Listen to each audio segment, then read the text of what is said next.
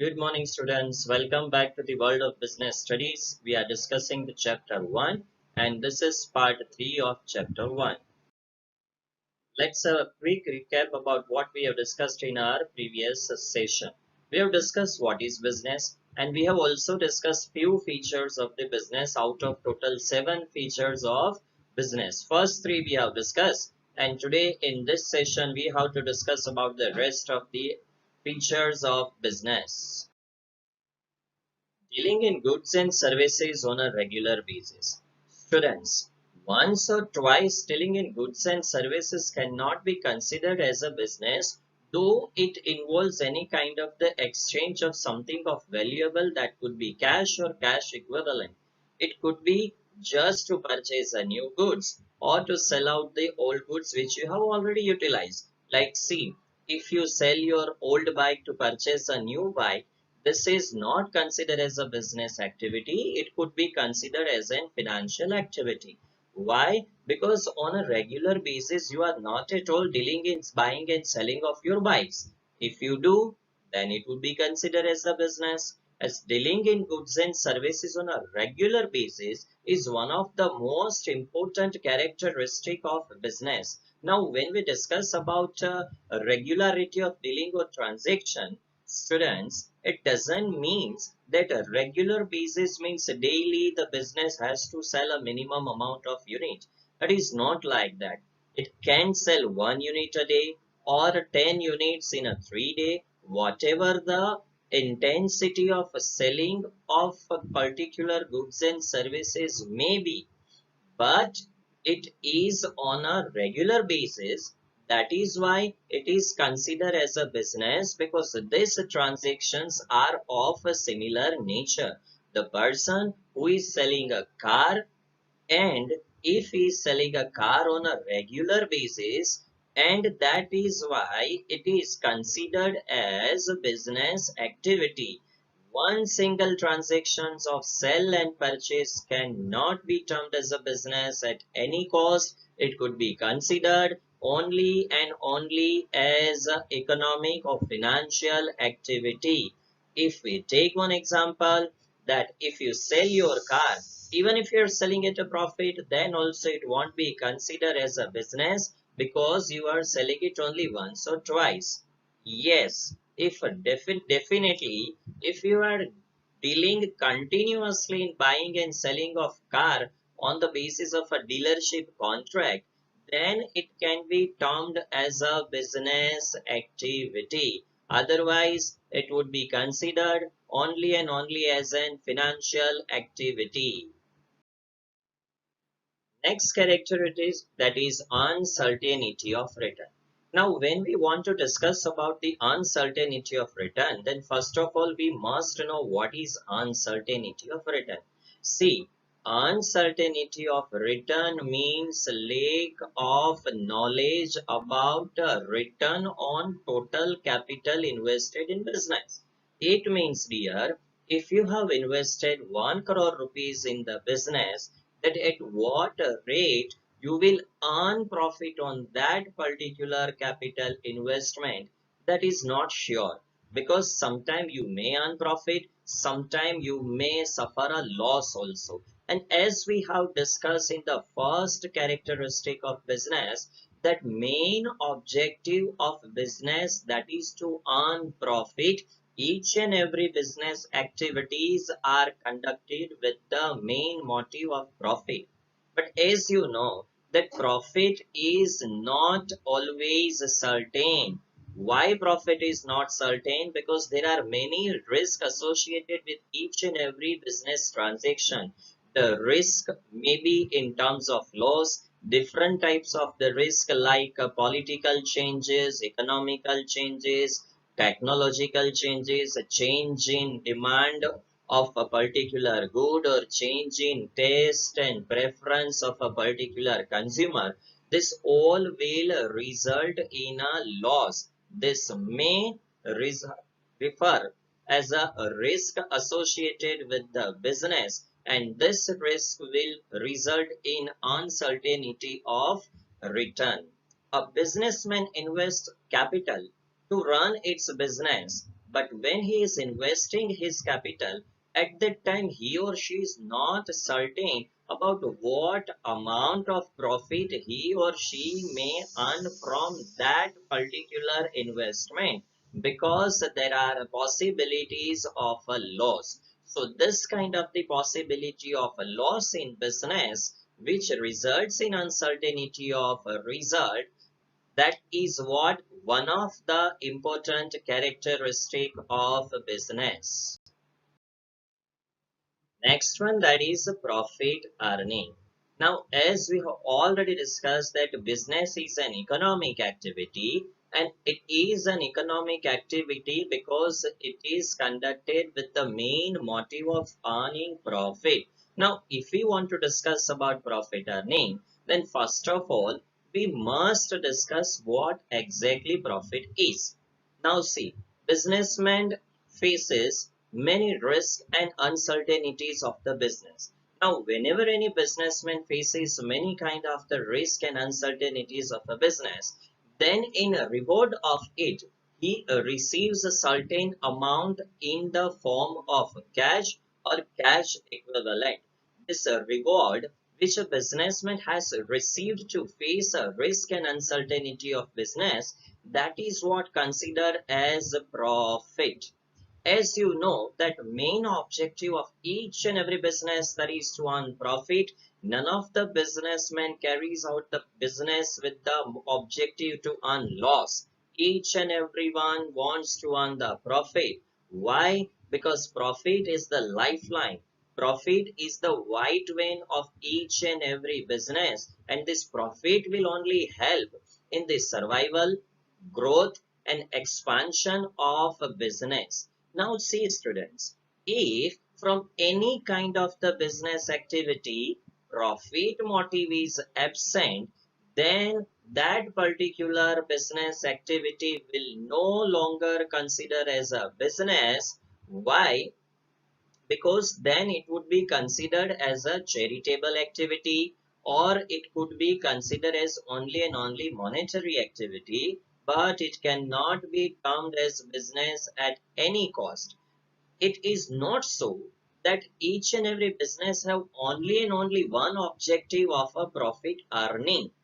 They may have other objectives too, maybe that is providing employment opportunity to the society, creating a good environment for doing business, providing goods and services at a reasonable price.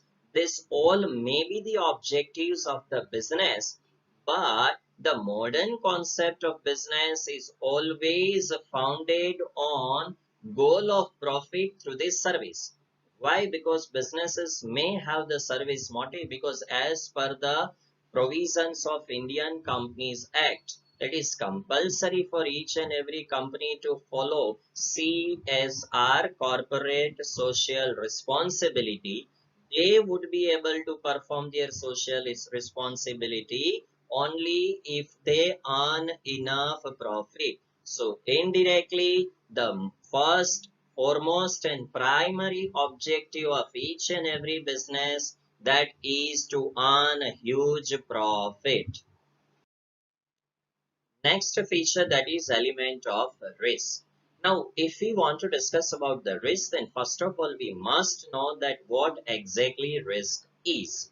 Now, in the previous topic itself, we have discussed that there are chances of losses in the business. So, when there are possibilities of loss in business, then itself it is considered as a risk, because it is not sure that every time businessman may earn profit, sometime he may suffer a loss also.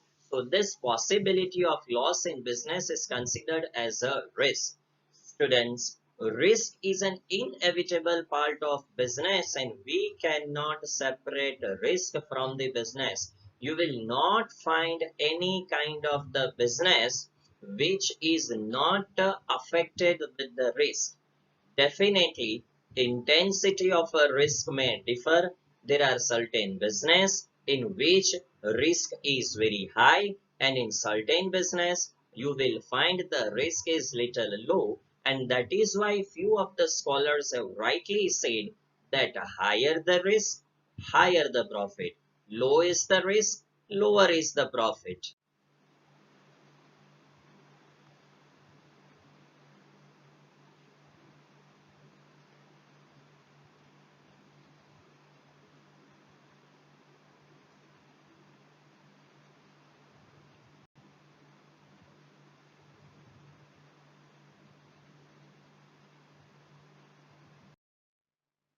Now let us discuss about the second type of economic activity, that is a profession. Here are few examples of the professionals. Let's discuss about the definitions of profession, what exactly the profession is. Profession is an economic activity in which specialized knowledge is used after getting training and experience for the same. For example, doctors, lawyers, CA, CS, advocates, counselors, etc. Now, you will be surprised that why the definition says that the specialized knowledge and certificate and experience for the same. Now, see, in profession, it is not possible for any person to get entry without having a specialized knowledge. Like, see, if you want to become a doctor, then you should have a specialized knowledge of doctory. Not only that, but in the doctor also, you have to be a specialized of a particular disease or a particular stream.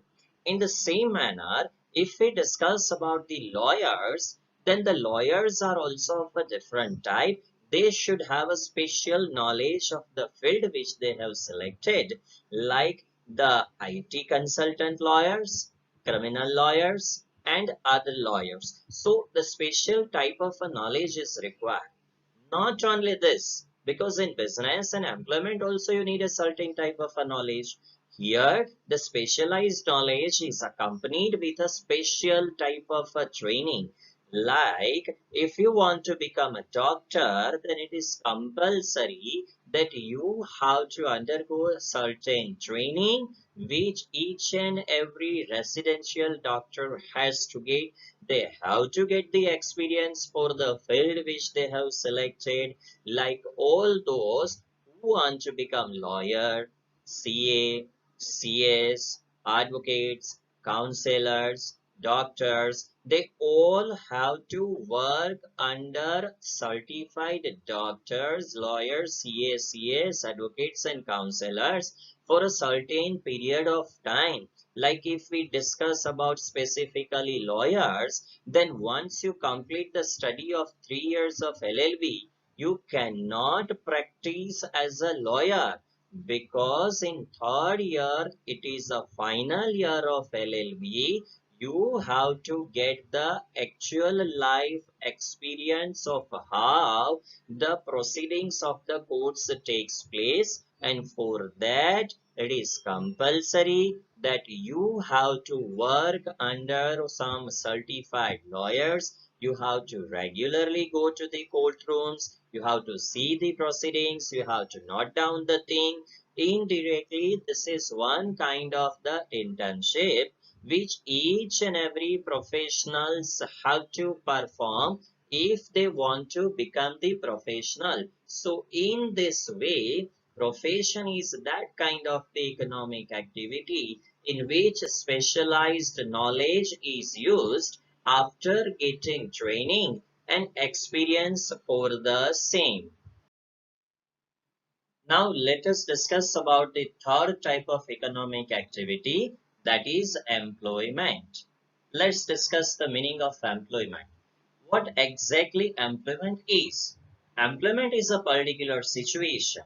It's an economic activity in which an individual regularly works for others and gets remunerated in return. Like see dear, if we talk about the teachers who are working in a school, They regularly works for the school in which they are appointed.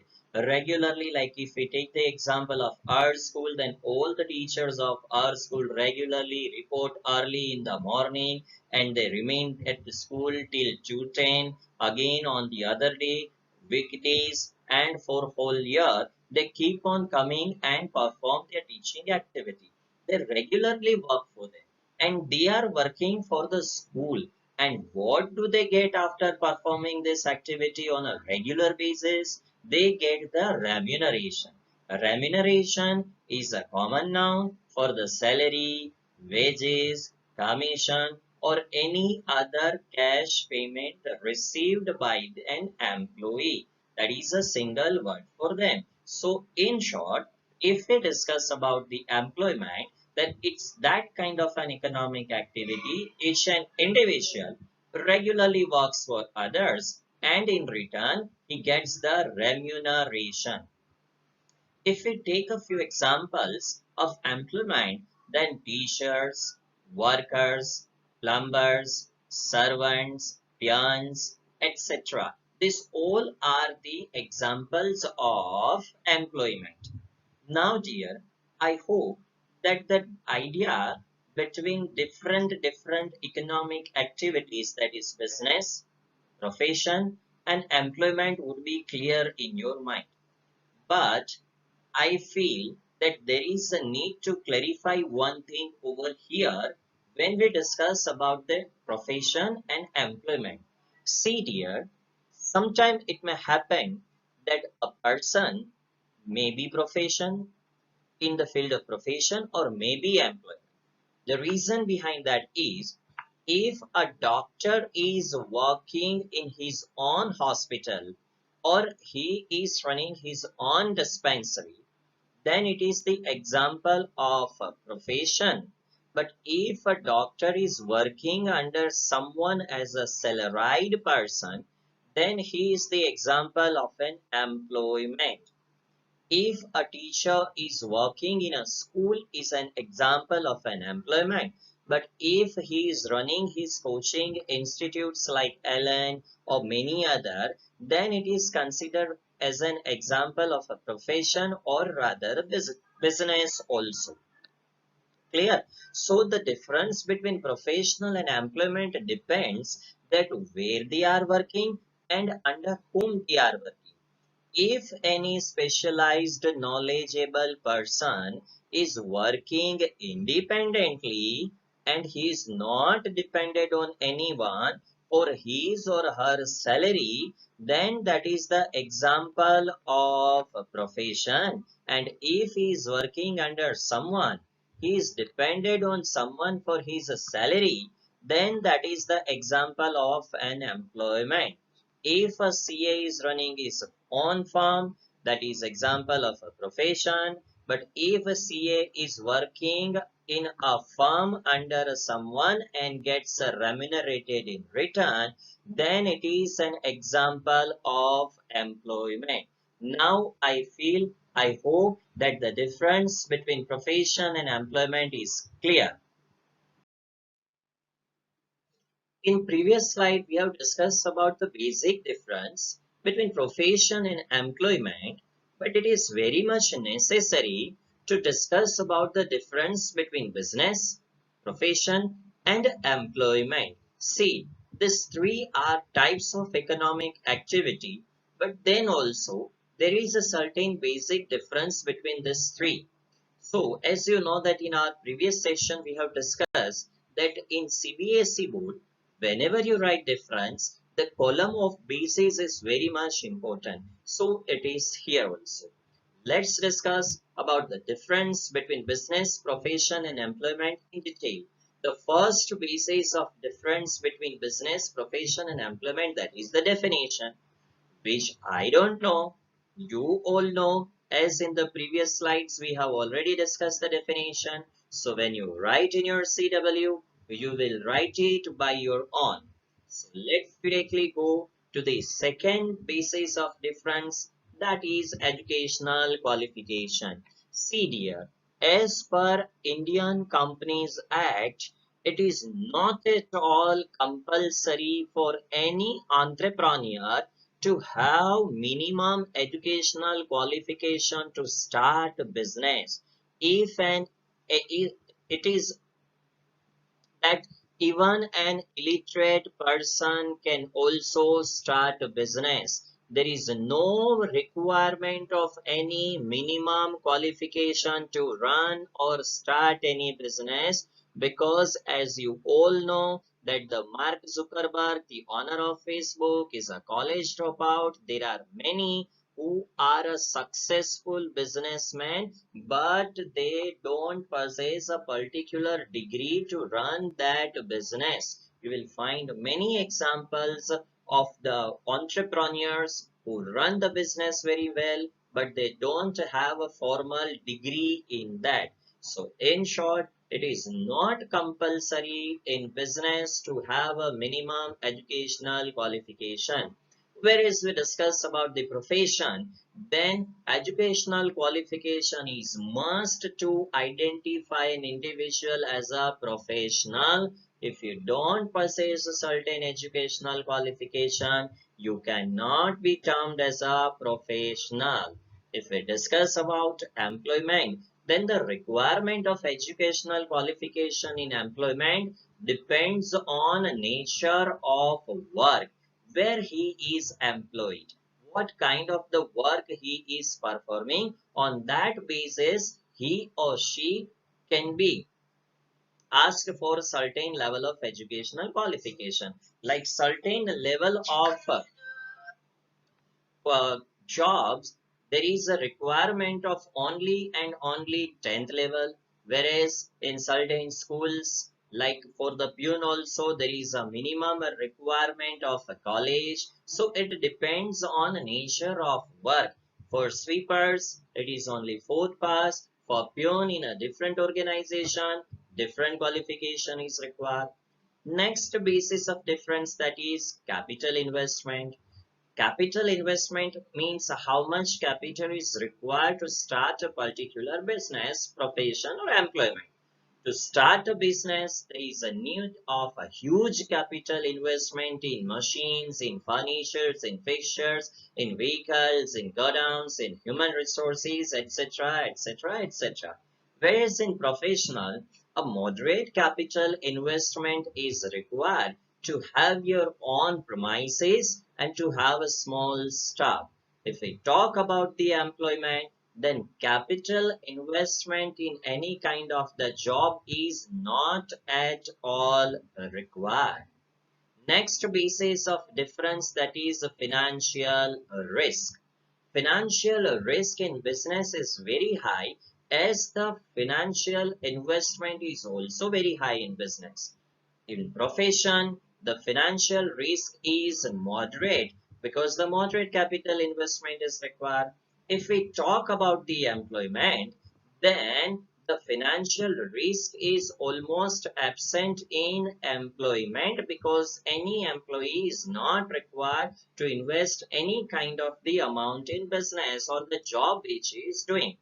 If we discuss what kind of the return they will get after performing their activity, then the businessman, after performing his economic activity of a business, he may earn profit or loss. The professional receives a fees, and the employment receives a remuneration in form of salary, wages, bonus, labor, etc., etc., etc. If we discuss about the transfer of interest, then what exactly meaning of transfer of interest is? It means, can that particular economic activity be passed to the successor of the owner or not? In the case of business, the transfer of business is possible. Like Mukesh Ambani can transfer his business to his son Akash Ambani. In profession, if we discuss, then transfer of interest is not possible unless and until a person completes or owns a particular degree. Like a doctor cannot pass his degree of doctorate to his or her son. If we discuss about employment, then generally it is not possible that the person who is doing a job can pass his or her job to his son or daughter. But in private sector, up to certain extent, it is possible that the job can be given to his or her son on the same position or maybe on the other position. So this is what the transfer of interest. If we take the examples, then for business it is Tata, Bata, Reliance and many other companies. For a profession, that is doctors, lawyers. For employment, that is teacher, peon, servant, etc. etc. Let's get the quick summary of what we have discussed today. Today we have discussed a few features of the business. We discussed what is profession, what is employment, and we have also discussed the difference between business, profession, and employment. Now finally, the main part of the discussion, that is the assignments. Here is the list of assignments which you have to complete, and you have to write in the CW, and you have to send it through the Google Classroom to us on the prescribed channel. Thank you very much. Stay home, stay safe.